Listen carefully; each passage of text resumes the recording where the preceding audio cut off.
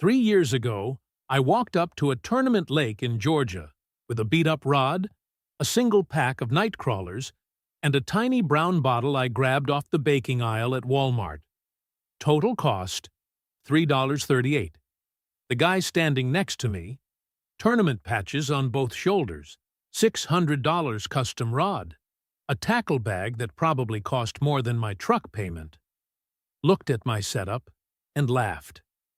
Not a polite chuckle. He laughed out loud, said something to his buddy. They both glanced over and laughed again. By 2 p.m. I had 27 fish. He had 9. He came over at weigh-in and asked what I was using. I showed him the bottle.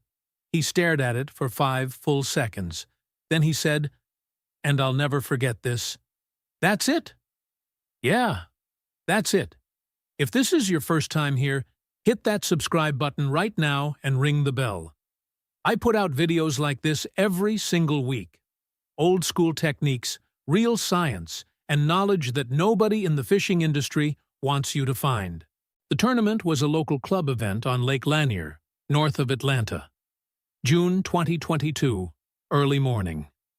The air was still cool, and that low mist was sitting on the water the way it does right before the sun gets up properly.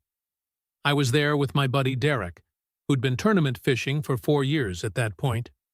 He had a full setup: Shimano Stratic reel, St. Croix rod, fluorocarbon line, a tackle box loaded with probably $200 worth of soft plastics, and crankbaits.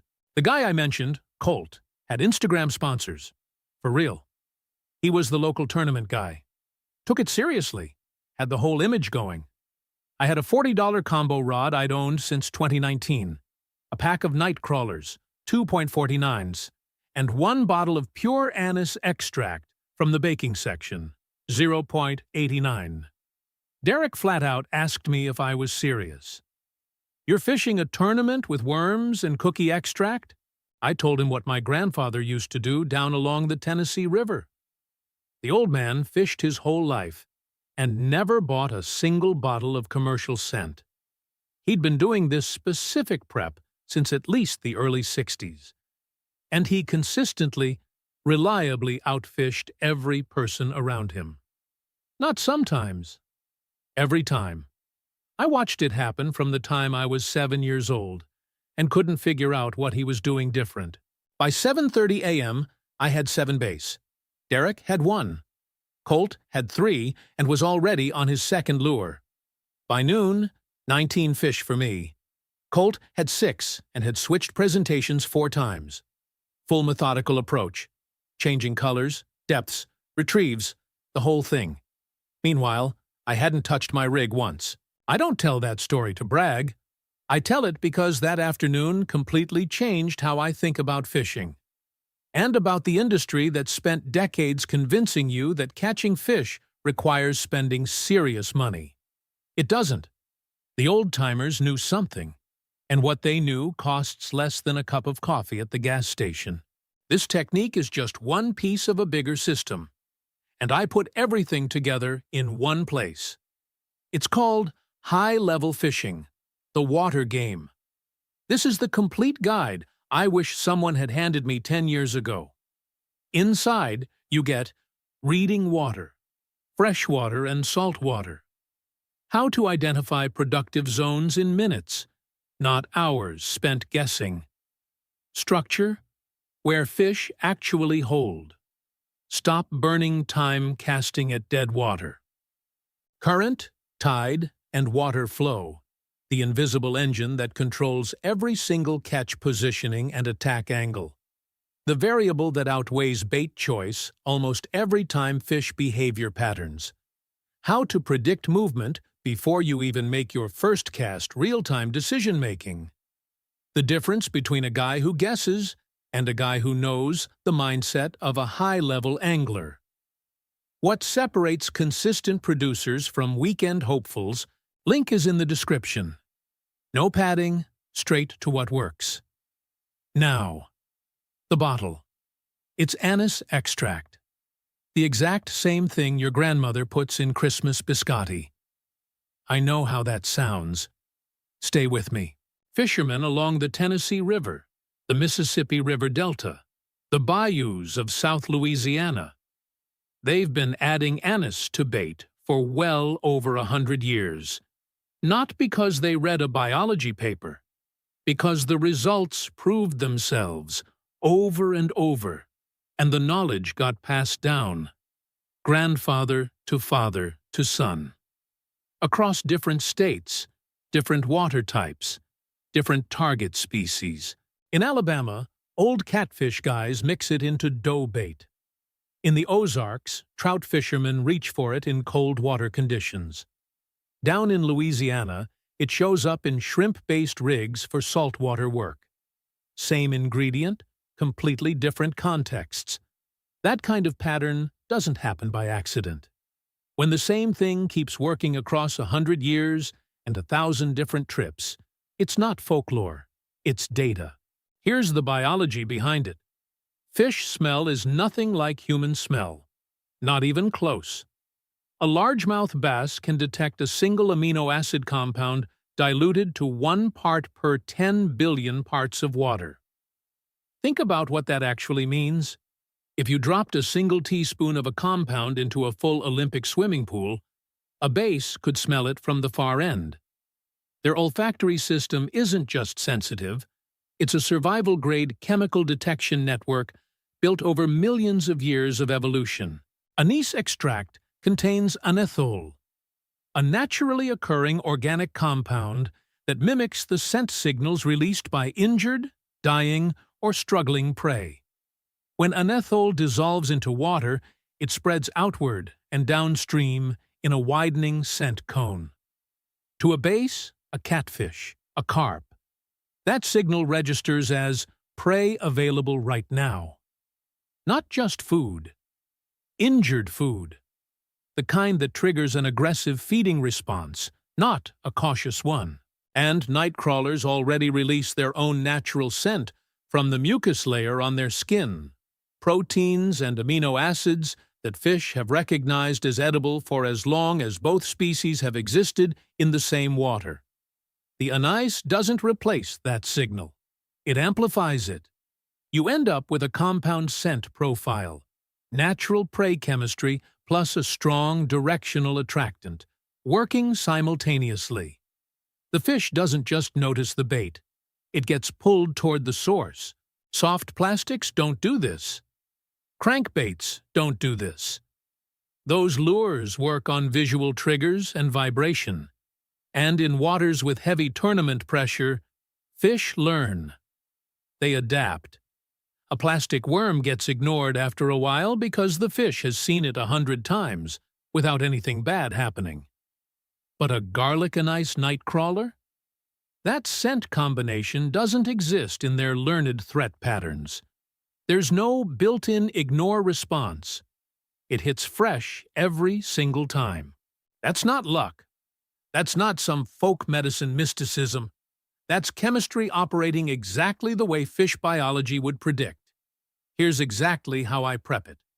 No kitchen scale, no measuring equipment, nothing you don't already have.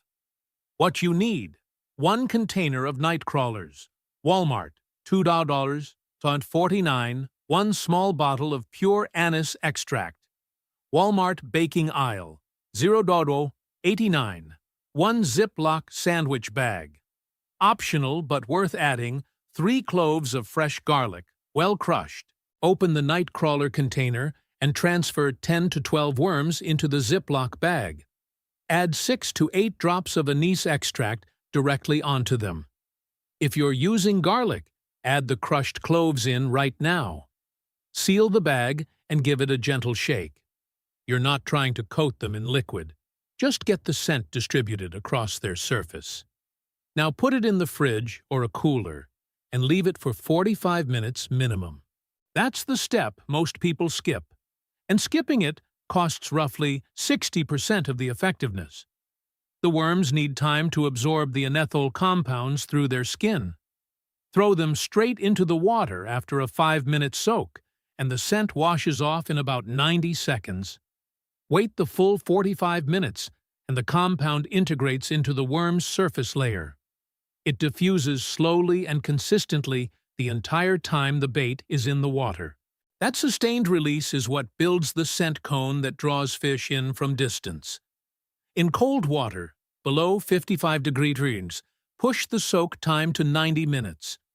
Worm skin pores tighten in cold temperatures and absorption slows. You need the extra time. In the fridge, prepped worms stay active and scented for up to 12 hours. In a cooler with ice, 8 hours. Do not freeze them. Freezing kills the worm and destroys the soft, moving texture. And that physical feel when a fish first grabs the bait is half the reason they commit to the bite instead of spitting it out. Hook placement. Thread the hook through the worm's body twice, leaving a dangling tail on each end. The movement triggers a secondary physical bite and hold response. Fish grab it and don't let go fast enough. Total cost, $3.38. Prep time, 45 minutes of doing absolutely nothing. Want to push it further? 3 add-ins that stack on top of what you already have. Crushed garlic adds sulfur compounds to the scent profile. Sulfur diffuses differently in cold water. It travels further at low temperatures than a menthol does on its own. If you're fishing before 7 a.m. in spring or fall, garlic is a meaningful addition to the bag. A pinch of raw cane sugar, not white table sugar, specifically raw cane, breaks down slowly in the water and generates a faint fermentation signal. Carp and channel catfish respond to this almost aggressively. If either species is anywhere on your target list, add the sugar. 1 drop of pure vanilla extract, not imitation, it has to be pure, gives you a third scent layer. Particularly useful in high-clarity water conditions when fish are more cautious and the visual conditions make them selective. The added complexity in the scent profile seems to override that caution. Stack all 3, and you're hitting olfactory receptors, water chemistry taste receptors, and physical movement response simultaneously. 3 separate sensory triggers. $4 total. Now, here's what actually bothers me. If this prep is genuinely this effective, and I've used it for 3 years across multiple states and multiple species with completely consistent results, why isn't it on every fishing forum? Why doesn't Bass Pro Shops have an anise extract display next to the Nightcrawler refrigerator? The fishing scent industry in the United States generates over $800 million annually. Companies like Berkley, Procure, Atlas Mikes, they sell attractant products for $12 to $30 a bottle, with some specialty tournament formulas hitting $45 to $50. They sponsor tournaments, buy YouTube ad placements, put products in the hands of Instagram anglers to normalize that level of spending as part of the sport. Anise extract at Walmart, $0 solid, $89. If every angler who ever bought a $25 bottle of Gulpton juice found out that a standard baking aisle extract does the same job for less than $1, that product line doesn't just slow down, it collapses. Their business model requires that you stay in the dark about this. Nobody locked this knowledge in a vault. They just never talked about it. They drowned it in decades of gear ads and tournament content until the old knowledge got buried under marketing noise. That's all it took. In the water, here's what actually matters for application. Cast just upstream of structure. Submerged timber, dock pilings, rocky drop-offs, grass edges. Let the current carry the scent cone downstream toward where fish are holding. Give it 10 to 15 minutes before you move. You're not just presenting bait. You're broadcasting a chemical signal and waiting for fish to locate it. The most common mistake is pulling the rig after 5 minutes with no bite. Give the scent cone time to build and travel. Patience here is not passive. It's tactical. Best windows: 30 minutes after first light and the last 90 minutes before dark. water temperatures are shifting during both transitions. Fish activity rises, and scent diffuses more efficiently when there's a light surface breeze moving the top layer. In moving water, rivers, creeks, streams cast upstream and let the rig drift naturally. The current does the scent spreading for you. In still water, lakes, ponds, reservoirs, slow retrieve with 8 to 10-second full pauses is more effective than a continuous movement. Most strikes happen during or immediately after the pause, not during the retrieve. For base, 1-0 hook, medium action rod, 10 to 12 lb test. Standard setup, nothing complicated. For catfish, drop all the way to bottom. Use a heavier weight to hold position. Wait longer between checks. They're following a scent trail, not chasing movement. Let them arrive on their own timeline. For carp, add the raw sugar to your prep bag. Drop to hook size 6 or 8, and set the hook at the very first sign of any resistance. Carp bite light and release fast. You do not get a second chance. Overcast days beat bright sun consistently. Fish range more actively in low light and are less tight to structure.